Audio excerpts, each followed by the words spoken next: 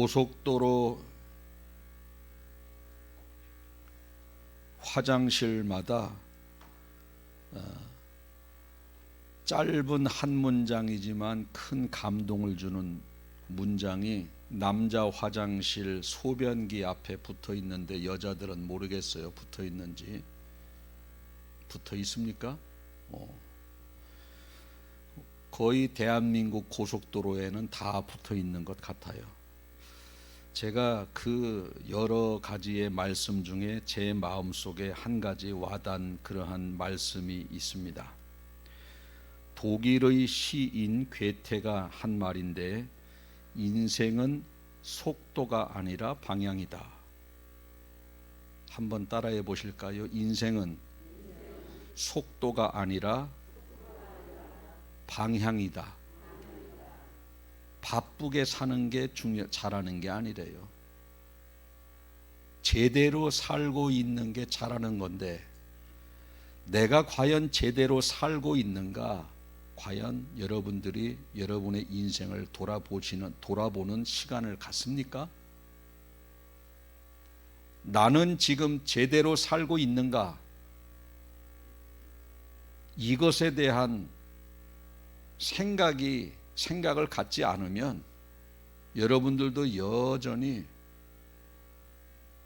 속도에만 집중을 하고 살다 보면 방향이 어디로 가고 있는지 인식 못하고 잘못된 방향으로 가도 잘못인 줄 모르고 살 수밖에 없으니, 내가 지금 열심히는 살고 있는데 제대로 살고 있는가를 모두 다 돌아보셔서 후회 없는 인생이 되시길 축복을 드리겠습니다.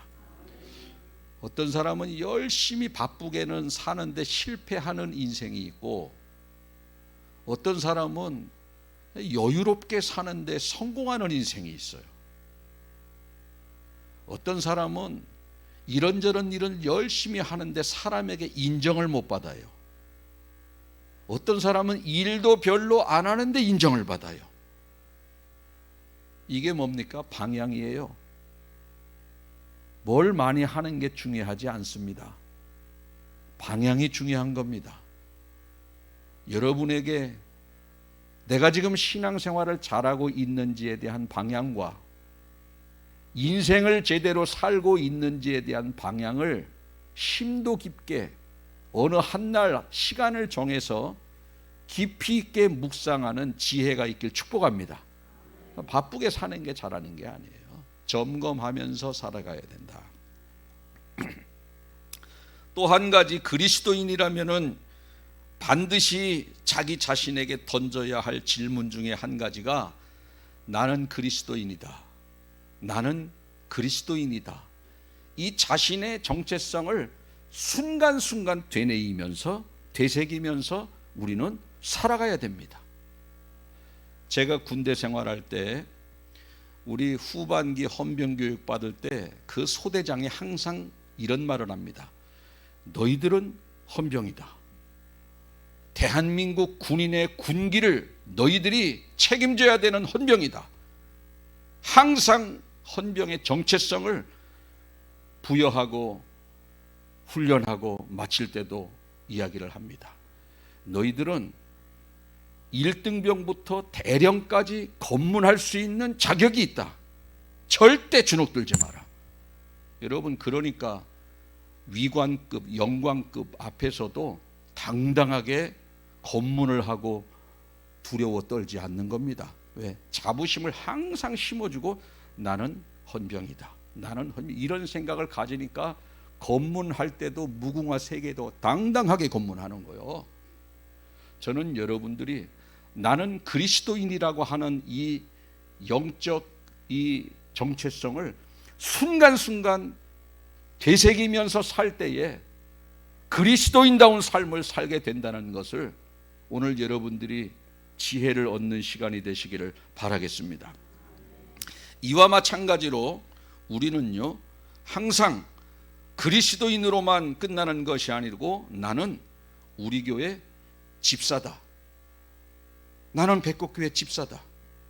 사람들이 나를 집사라고 부르고 교회에서 나를 집사로 임명을 했는데 내가 집사의 역할을 지금 감당하고 있는가 생각하는 거예요.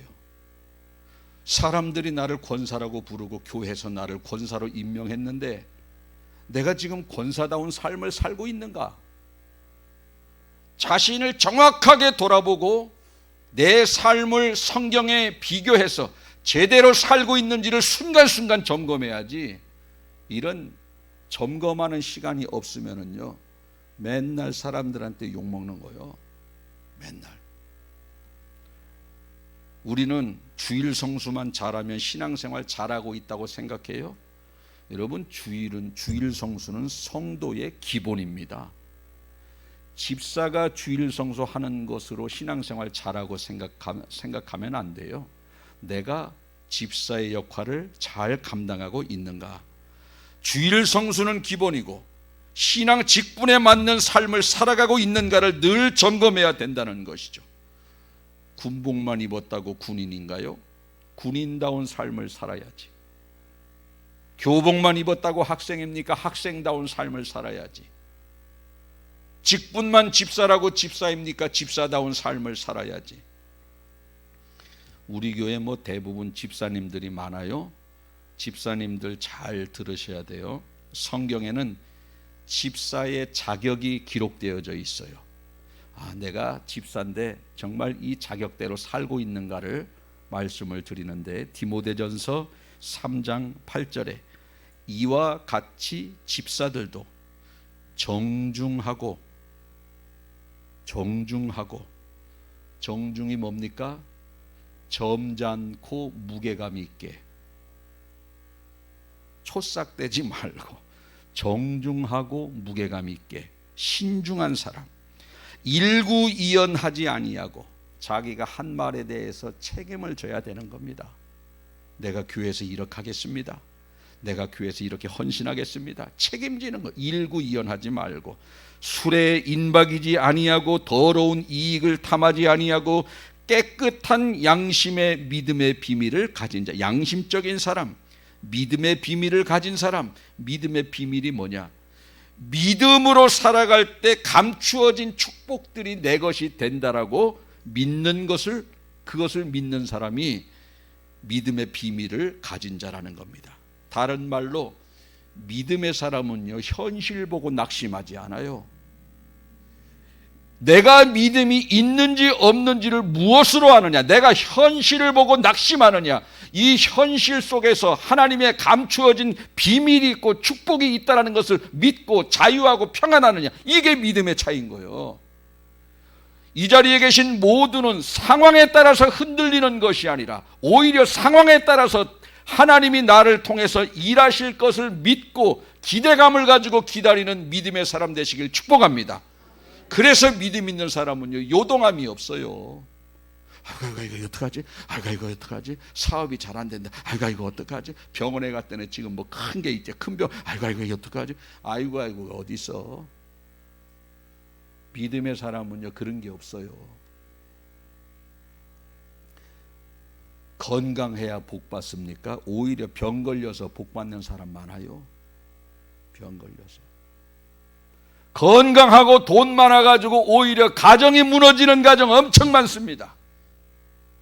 오히려 돈 없고 건강이 없어서 부부간에 서로 돌아보면서 위로하면서 살아가는 가정이 얼마나 많은지 몰라. 여러분 돈, 건강 이게 결코 유익하지. 하나님이 여러분들에게 물질과 건강이 여러분들에게 유익하면 주시지만 그것으로 인해서 가정이 깨지면 안 주시는 거예요. 달라 그래도. 주님은 다 기질을 다 알거든. 모든 사람의 기질을 알아요. 이 사람에게 저걸 주면 망할지 흥할지도 알아. 돈 줘서 망하는 사람이 있고 오히려 안 줘서 흥하는 사람이 있어요. 제가 어제는 아동부 아이들이 몇 명이 교회 토요일 날 와서 놀더라고요. 그래서 제가 물었어요. 너는 한 달에 용돈을 얼마씩 받니? 그랬더니 한 달에 3만 원을 받는데, 한 달에. 그거 가지고 보니까 너무 조금 받는 것 같아. 하루에 1,000원인데 1,000원 가지고 사 먹을 게 없잖아요. 그래서 그 체린이라는 가정 우리가 작년 연초에 좀 집수리도 해주고 그랬거든요. 그래서 이 아이에게 좀 한 돈 1, 2만 원을 줄까 생각을 했는데 부모가 어떻게 생각할지 모르는 거요. 근검 절약을 애에게 가르치기 위해서 돈을 조금 줄 수도 있거든요. 그런데 제가 그거를 1, 2만 원을 주면은 어떡해요? 못 준 거예요. 오히려 그 박한 용돈이 그 아이를 바르게 키울 수 있고, 오히려 한 달에 한 30만 원, 50만 원 신용카드 주고 네 맘대로 써라. 애들 다 좋아하지. 그게 오히려 그 아이를 버릴 수 있는 거예요. 건강하다고 다 유익한 게 아니에요. 질병이 오히려 유익할 수 있어요. 돈 많다고 유익하지 않아요. 오히려 가난이 우리에게 유익할 수 있어요. 모든 것이 태평하다고 우리가 좋은 것이 아니에요. 힘들고 어려운 순간이 우리를 더욱더 강건하게 만들고 성숙한 사람으로 만들 수 있는 거예요. 그래서 하나님은요, 저와 여러분의 기질을 너무 잘 아시고 하나님 떠나고 가정이 파괴되는 것을 원치 않아서 때로는 저 가정에 가난을 주시고 때로는 질병도 주시고 때로는 고난도 주시는 거예요. 왜? 그 가정 사랑하니까. 다 건강하고 다 부자로 살고 싶지. 부모 마음은 다 돈 자식들 마음껏 주고 싶지. 그러나 많이 주면 그 아이가 망해. 우리 하나님도 마찬가지요. 여러분들은 지금 감사하시길 바라겠어요. 나는 왜 이렇게 하나님을 열심히 섬기는데 물질적으로 계속 어려운가? 어려운 게 복이니까 어렵게 만들어 주시는 거요. 많이 줘봐요. 교회도 안 와. 벌써 영혼 다 잃어버려. 모든 게 태평해 보세요. 기도하지 않아요. 힘드니까 그래도 기도하는 거요. 기도해서 내 영혼이 건강하고 내 영혼이 사는 겁니다. 할렐루야. 그래서 우리는 감사할 것밖에 없는 거요. 모든 게 감사할 것밖에 없는 거예요. 조금 곁길로 갔습니다마는 이 믿음의 비밀을 가진 자라야 할지니, 이 집사의 삶이 이런 삶이라는 겁니다. 집사라면 이런 삶을 살아야 되는 것이고, 집사라면 이런 삶을 살기 위해서 힘써야 된다는 겁니다. 아유 목사님, 집사 중에 그 집사의 자격대로 사는 사람이 몇 명이나 있어요? 디모데전서 3장 8절에서 9절 말씀 지키는 집사가 몇 명이나 있어요? 물론 그 말도 맞아, 거의 없어요. 그렇게 살지 못하는 사람들이 멸망받으면 다 멸망받게요? 그건 우리끼리 하는 얘기예요. 여러분의 하나님의 심판은요, 상대평가가 아닙니다. 절대평가예요. 하나님의 말씀을 딱 갖다 놓고 말씀대로 살았느냐 살지 못했느냐에 대한 그러한 심판을 받는 것이지, 우리는요, 하나님은요 100명이 다 말씀대로 못 살았다고 해서 야 이거 100명이 다 말씀대로 못 살았으니까 조금 이거 뭐 좀 단계를 낮춰야 돼, 그렇지 않는다는 겁니다. 100명이 다 멸망당해도 말씀대로 심판하시는 분이 하나님이요. 그래서 하나님의 평가는 절대평가라는 거예요. 절대평가. 우리가 죽어서 하나님 앞에 심판대 앞에 섰을 때 우리 주님이 묻죠. 행위록과 생명록을 갖다 놓고, 우리가 행위한 것이 다 적혀 있거든, 행위록에. 여러분 계시록 보십시오. 우리가 하나님 앞에 심판대에 섰을 때는 생명록과 행위록이 있다는 거예요. 예수 그리스도를 구주로 믿었는지에 대한 생명록과 행위록이 있다는 거예요. 너 백곡교회 집사네. 백곡교회에서 뭐 했냐? 맨날 시험 들어가지고 뭐 교회 나오니 안 나오니 이런 이력밖에 없으면 할 말이 없지 않습니까? 교회를 위해서 뭐 했냐? 내가 너에게 집사의 직분을 주고 권사의 직분을 준 이유가 있는데 뭐 했냐? 행위록을 보고 우리가 행한 대로 심판받는 거 반드시 묻는 거예요. 반드시 묻는 거예요. 하나님은 행한 대로 심판하시기 위해서 우리가 이 땅에서 주님을 위해서 무엇을 했는지 묻는다는 겁니다. 히브리서 9장 27절에 보니까 한 번 죽는 것은 사람에게 정해진 것이요 그 후에는 뭐가 있으리니? 심판이 있으리니. 죽은 이후에 심판이 있다라는 거예요. 여러분들은 히브리서 9장 27절의 말씀, 한 번 죽는 것은 사람에게 정해진 것이요 그 이후에는 심판이 있으리니, 이 말씀을 믿으시길 바랍니다. 근데 대부분요, 앞부분은 어느 정도 믿어, 죽는 거. 근데 뒤는 별로 안 믿어요. 아니, 목사님이 그걸 어떻게 알아요? 하는 거 보면 알잖아. 심판이 없는 것처럼 살잖아요. 말 한마디 생각조차도 하나님 앞에 심판의 조건이 되는데, 생각 내 맘대로 하고 말 내 맘대로 하고, 얼마나 사람들에게 교회에 유익을 주지 못하는 우리의 순간순간이 있습니까? 왜 그래요? 심판을 안 믿는 거예요. 저는 여러분들에게 히브리서 9장 27절의 말씀이 믿어지는 은혜가 있기를 축복합니다. 안 믿으니까 직분자답게 안 살고, 안 믿으니까 그리스도인답게 안 사는 거예요. 믿으면 그렇게 살게 되어져 있어요. 어떤 사람은 앞부분도 안 믿어. 죽는 거. 죽는 걸 안 믿는 사람이 어디 있어요? 많아요. 여러분은 이제 내가 죽을 날이 다 됐다 그러면 뭐 해요? 이 땅의 삶을 정리하잖아요. 왜? 갈 곳을 준비하잖아요. 갈 곳을. 요즘은 그 캠핑장이 아주 활성화가 돼 있어요. 저는 여기도 뭐 백곡에도 캠핑장이, 여기도 양백에도 생기고, 여기 구수리 삼거리도 생기고, 캠핑장에 불을 환하게 켜놓고 그래요. 저는 뭐 별로 관심 없는데, 제가 예전에 30대 때는 캠핑도 다녔어요. 텐트 가지고 우리 애들 둘 데리고 2박 3일 동안 텐트를 가지고 야영을 가면, 마지막 날 3일째 되는 날은 막 처음에는 어떻게 해요? 막 텐트, 지금은 텐트가 휙 던지면 확 펴진대. 우리 때는요, 막 끈을 잡아 당기고 뭐 이거를 막 망치로 당겨서 막 이렇게 막 땅에다 박고 막 그랬어야 됐어요. 지금도 그런지 잘 모르겠지만 위에다 또 우비 씌우고 물골 파고 막 그랬습니다. 첫날은 그렇게 해요. 그런데 이제 2박 3일 다 끝나고 3일째 됐어. 좀 있으면 아침 먹고 짐 싸야 돼. 그런데 막 줄 땡기고, 텐트 줄 늘어졌다고 줄 땡기고 물골 파고 이러는 사람 있습니까? 가려고 할 때? 그런데 많다니까. 많아요.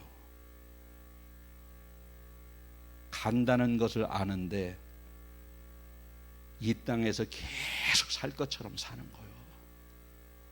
죽는 그 순간까지 이 땅에서의 목표를, 초점을 맞추고 살아갑니다. 지혜로운 성도는 어떤 성도예요? 전화해가지고, 얘야 보일러 틀어놔라, 우리 이제 가려고 한다. 집에 가서, 요즘은 스마트폰으로 보일러도 틀고 그런데요, 스마트폰으로 에어컨도 켜고, 요즘은 그런, 우리 집은 뭐 뛰어가서 눌러야 되는데 요즘은 그런데, 그러면 이제 2박 3일 텐트 마치고 집에 가려면 에어컨도 틀어놓고 뭐 좀 뭐도 해놓고. 왜? 거기 갈 거니까. 우리가 죽음을 인정하고 믿는다면은요, 갈 곳을 준비합니다. 최소한 내가 하나님의 말씀대로 살지 못했을 때는 잘못했다고 회개하면서 남은 인생 하나님의 뜻대로 살기를 결단하고 그렇게 살아가는 모습이라도 보인다 이 말입니다. 그런데 잘못 회개하지 않고 신앙생활이 가기 전하고 갈 때랑 똑같아. 시험 보는 학생들 잘 보세요. 전날까지 막 공부하고, 새벽에도 공부하고, 새벽이 뭐야, 수업 시간 전까지 막 시험 시작하기 전까지 막 메모장 보면서 공부합니다. 왜? 좀 있으면 시험 볼 거니까. 얼마나 준비를 많이 하는지, 뭐 시험 보기 직전까지 시험을 준비해요. 우리가 죽음을 믿는 사람은요, 그리고 우리가 죽은 이후에 갈 곳을 믿고 심판대를 믿는 사람은 시험 보는 직전까지 공부하는 학생처럼 그렇게 회개하며 자기 자신이 하나님 앞에 심판대 앞에 서서 할 말이 있게끔 여기서 최대한 대로 남은 인생 준비하면서 살다가 그분 앞에 딱 서는 거예요. 그래서 내가 이 땅에 살아가는 동안 남은 인생 이렇게 살다 왔습니다. 자신 있고 당당하게 말해야지. 권사로서 뭐 했냐? 머리만 벅벅 긁는 거지. 너 때문에 시험 들은 사람이 이렇게 많아.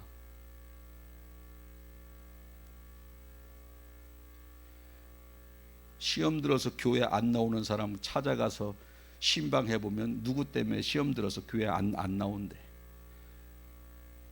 근데 그 사람은 몰라. 자기 때문에 시험 들어서 교회 안 나오는지. 자기도 모르는 사이에 누군가를 시험 주고 지금 그 사람은 영혼을 잃어버리는 겁니다.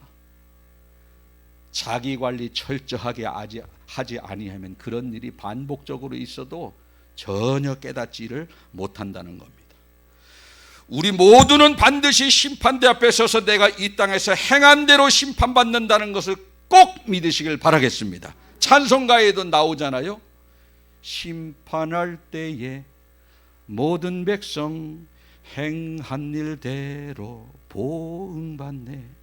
심판의 불이 내릴 때에 주님의 진노 면하겠네. 심판할 때에 모든 백성 행한 일대로 보응받네. 행한 일대로. 이 땅에서 집사답게 산 사람은 그 사람의 행한 그대로, 권사답게 산 사람은 그 사람의 행한 그대로, 집사답게 살지 못한 사람은 그 사람의 행한 그대로, 권사답게 살지 못한 사람은 권사답게 살지 못한 그대로 하나님이 심판하신다는 거예요. 반드시. 그래서 우리는 내 자신을 돌아봐야 돼. 내가 지금 그리스도인다운 삶을 살고 있는가? 남들이 나에게 집사라고 하는데 집사다운 삶을 살고 그냥 교회만 주일만 교회 나오면 그것이 신앙생활 잘하는 줄 알고 직분자다운 삶을 살아야 되는 거예요. 직분자다운 삶. 요즘 코로나로 인해서 가나안 성도들이 많다고 해요. 가나안 성도. 저는 그게 무슨 말인가 했더니 안나가를 거꾸로 하면 가나안이 되더만. 코로나 때문에 안 나가는 거예요. 가나안, 안 나가. 교회를 영상 예배 드리다 보니까 신앙 다 팔아먹고 이제 교회를 안 나가는 성도를 가나안 성도래. 가나안 성도. 몇 명이라고요? 300만 명. 300만 명. 그래서 제가 영상 예배를 안 한 거예요. 영혼 떨어질 거 뻔히 다 알기 때문에. 그러면서 지금도 영상 예배 드리지 않습니까? 교회 나오지 않고 집에서 있는 사람들이, 예배 드리는 사람들이 합리화시키는 말이 뭡니까? 하나님은 어디든지 계시잖아. 우리가 예배하는 곳이 하나님이 계시는 거야. 집에서 드려도 하나님이 계시는 거야.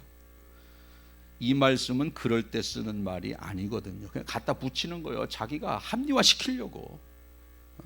두세 사람이 내 이름으로 모인 곳에 하나님이 함께 하신다고 그랬어. 그리고 스스로를 막 위로하는 겁니다.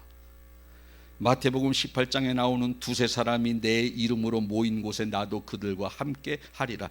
이 말씀은요, 교회 안에서 두세 사람이 누구를 위해서 중보기도 할 때에 하나님이 응답하신다는 내용이거든. 집에서 예배 드릴 때 거기에서 드리는 사람이 이 말씀 적용하면 절대 안 되는 거지. 말씀을 막 자기 쪽으로 갖다 붙이는, 그러면서 스스로 위로를 삼는 겁니다.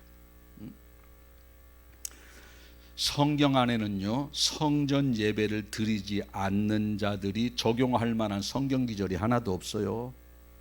구약에는 예루살렘 성전과 지역별로 회당을 만드셔서 하나님은 그곳을 찾게 만드셨고, 신약 시대에는 하나님께서 에베소 교회, 서머나 교회, 빌라델비아 교회, 사대 교회, 소아시아 7교회를 만들었고 지금도 전 세계적으로 수십만 개의 교회를 만드셔서 교회 중심으로 하나님께서는 신앙생활 하게끔 만드신 겁니다. 예수님께서 오늘 본문 마태복음 16장 18절을 뭐라고 기록하고 있습니까? 또 내가 내게 이르노니 너는 베드로라. 내가 이 반석 위에 내 교회를 세운다. 예수님이 교회를 세우셨어요. 교회는 뭡니까? 예수 그리스도를 구주로 고백하는 사람들의 공동체 아닙니까? 공동체를 세운 거예요. 공동체 중심으로 신앙생활을 하라고 세운 겁니다. 교회를 세운 이유가 뭐고 목적이 뭐냐? 그것이 바로 오늘 본문 뒷부분에 나오는데 마태복음 16장 18절 음부의 권세가 이기지 못하리라. 음부의 권세가. 교회를 세우신 이유는 교회 중심으로 신앙생활할 때 음부의 권세가 이기지 못, 마귀의 권세가 그 성도들을 공격하지 못한대. 우리 속에서 미움, 갈등, 분노가 왜 일어나요? 마귀들이 공격해서 그렇거든. 그런데 그런 것을 교회 중심으로 제대로 신앙생활 하는 사람은 다 막아지는 거예요. 여러분 신앙생활 제대로 하는 사람은요, 상황에 따라서 화가 안 나버린다니까. 왜? 음부의 권세를 지켜주는 거예요. 그런데 교회 중심으로 신앙생활 하지 아니하고 교회를 그냥 형식적으로 다니는 사람들은요, 작은 것 가지고도 마귀가 음부의 권세가 그를 지배해서 계속 부추깁니다. 너 이럴 때 가만히 있을래? 지난번에도 이랬는데 또 가만히 있을래? 너는 바보냐? 왜 안 참냐? 왜 계속 참냐? 하면서 계속 이 속에서 부추기는 겁니다. 그러니까 마귀가 가정을 파괴하고 그의 인생을 파괴하는 겁니다. 신앙생활 제대로 교회 중심으로 하는 사람은 음부의 권세가 그를 장악하지 못하기 때문에 우리의 가정을 지키고 우리의 인생을 지키고 우리의 삶의 모든 것이 하나님 중심으로 살아가기 때문에 평안한 거예요. 할렐루야. 그래서 신앙생활 제대로 하는 사람은요, 가정이 행복하게 되어져 있어요. 우리 가정에 행복이 없고 사랑이 없다? 남 탓이 아니라 영적인 거요. 영적인 거라니까. 다 용서가 되어지고 다 사랑이 되어지고 다 믿음의 눈으로 바라보아지기 때문에 화날 게 전혀 없어지는 거예요. 순간 내가 화가 난다 할지라도 바로 믿음의 그 관점으로 돌이켜서 바라보기 때문에 마귀의 권세, 음부의 권세가 그 사람을 장악하지 않는다는 겁니다. 그리고 나 혼자 떨어져서 신앙생활 해봐요. 저 사람이 가정이 어떤지, 사업이 어떤지, 지금 상태가 어떤지 목사가 몰라. 목사가 모르니까 중보기도를 못하는 거예요. 중보기도를. 하나님 저 사람 책임져 주세요. 가정이 힘들어요. 건강 힘들어요. 믿음이 너무 연약해요. 한 발짝 한 발짝 걸어다니면서 하는 기도가 성도의 기도예요. 눈에 보이기 때문에. 수술했대요. 너무 힘들어하네요. 고쳐주세요. 위로해 주세요. 누구 때문에 시험 들었습니다. 빨리 회복시켜 주세요. 가정에 맨날 싸운다고 합니다. 가정 회복시켜 주세요. 두 사람 마음 가운데 주님의 마음을 갖게 도와주세요. 순간순간 여러분들을 위해서 목사는 기도하는 거예요. 여러분의 가정의 회복이요, 누군가의 중보 기도로 인해서 회복되어지는 겁니다. 누군가의 중보. 왜 하나님이 두세 사람이 성전에서 내 이름으로 두세 사람이 기도하면 그 기도를 들으신다고 했을까? 중보 기도의 능력이라는 거예요. 너가 저 사람을 위해서 중보 기도하라. 저 사람의 가정이 열린다는 겁니다. 열린다는 거예요. 중보 기도 무시하지 마세요. 하나님이 두세 사람이 예수님의 이름으로 기도하면 그 중보받는 그 대상이 회복이 되어진다라는 거예요. 그냥 여러분들이 잘해서 그런 게 아닌 거예요. 그러기 위해서 교회가 필요한 거예요. 연약한 자들을 위해서 기도하라고. 나도 누군가를 위해서 기도해주고 나도 누군가의 중보기도를 받으면서 우리는 서로 윈윈 거리는 겁니다. 윈윈. 그래서 천국 가는 그날까지 우리 모두가 다 살아가는 거예요. 또 어떤 사람은요, 누구 꼴배기 싫어서 교회 안 온대. 교회가 다 그런 사람 있지. 교회가요 100명이 있으면 100명 수준이 다 똑같습니까? 한 사람은 차분한 사람, 한 사람은 대나가나 승질 내는 사람, 한 사람은 이성적으로 모든 것을 바라보는 사람, 한 사람은 자기의 감정대로 말하고 행동 다 달라요.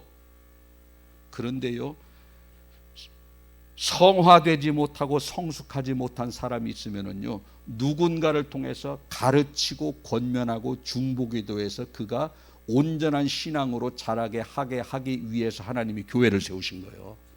교회를.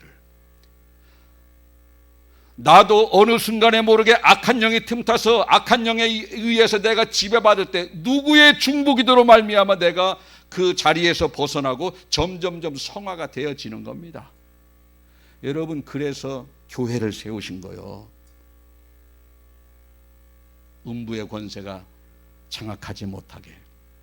지금 300만 명의 가나안 성도들, 이미 자기 혼자 신앙생활을 하는 사람은요 음부의 권세에 이미 장악됐다고 봐도 틀리지 않습니다. 오늘 본문 말씀을 기준으로 하면. 왜? 교회 중심으로 신앙생활할 때에 음부의 권세가 해하지 못하게 되는 것이지, 교회를 떠나면 음부의 권세가 그를 장악하는 거예요. 본인이 몰라서 그런 거예요. 본인이 몰라서. 귀신 들린 사람이 자기 속에 귀신이 있는 거 알아요? 몰라요? 모른다니까. 모르는 거예요. 그래서 우리는 서로 중보가 필요한 거예요. 중보가. 나도 누군가의 중보기도가 필요하고, 이것이 바로 하나님이 교회를 세우신 목적입니다. 이제 말씀을 정리합니다. 여러분은 그리스도인이에요. 그리스도인 닮을 사십시오. 여러분은 백곡교회 집사이고 장로이고 권사이고 그렇습니다.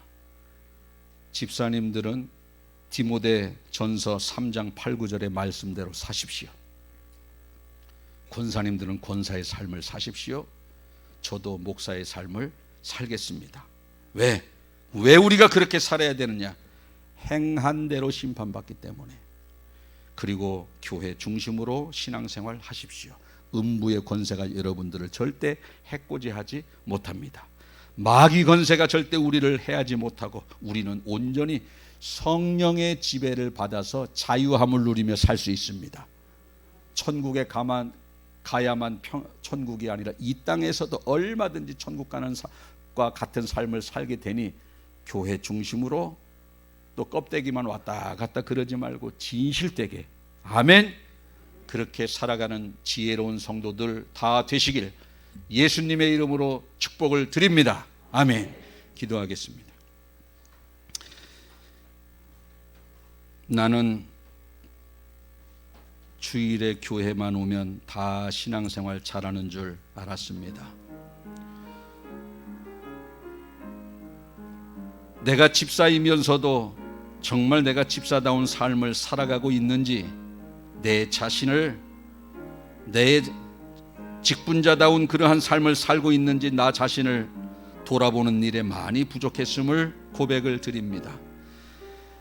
내가 권사의 직분을 받았음에도 권사답게 살고 있는지 돌아보질 못하고, 오늘 말씀을 통해서 돌아보니 너무너무 많이 부족하여 하나님께서 행한 대로 심판을 하실 때에 너무너무 부끄러운 길밖에 없다는 것을 깨닫고, 돌이킬 수 있는 시간을 주시고 마음을 주신 주님 고맙고 감사합니다.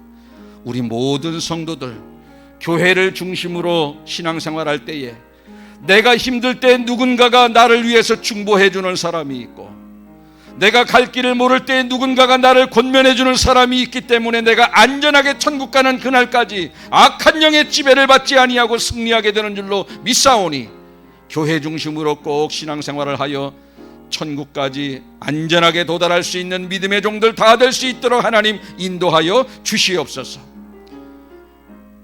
예수님을 믿으면서도 작은 시련 앞에서 넘어질 때가 얼마나 많이 있습니까? 생명의 위협이 온다 할지라도 생명의 위협을 선택하는 많은 순교자들의 뒤를 따라가기를 결단하는 저희들이 되게 하여 주시옵소서. 오늘도 말씀을 들었습니다. 악한 영의 권세가 틈타지 않도록 저희를 지켜주시는 성령님의 은혜를 더욱더 사모합니다. 가정의 평화를 지켜주시고 내 마음속의 평강을 지켜 주옵소서. 감사드리며 예수님 거룩하신 이름으로 기도하옵나이다. 아멘.